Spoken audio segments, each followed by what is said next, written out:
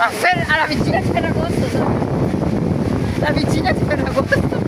Abbiamo trovato un ventilatore strada gratis e ci siamo messi vicino. È vero, Sonia, com'è la frisella? Buonissima! Ragazzi, ci siamo mangiati una frisella qui in Città Vecchia, venite perché, vabbè, chi è di Taranto, venite a mangiare la frisella, gourmet anche, a Città Vecchia.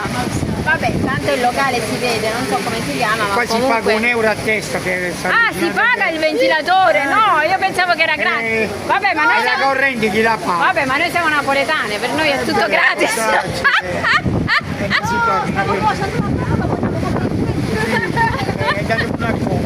Vabbè, Ferragosto, dai, è tutto gratuito, dai.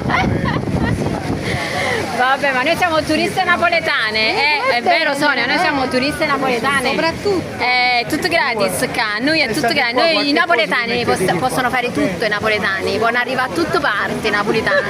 È vero Sonia, dicimi la verità. Noi napoletani potremmo fare tutte cose, potremmo ottenere qualsiasi cosa nei napoletani. Ah, ma perché noi vinciamo sulla simpatia.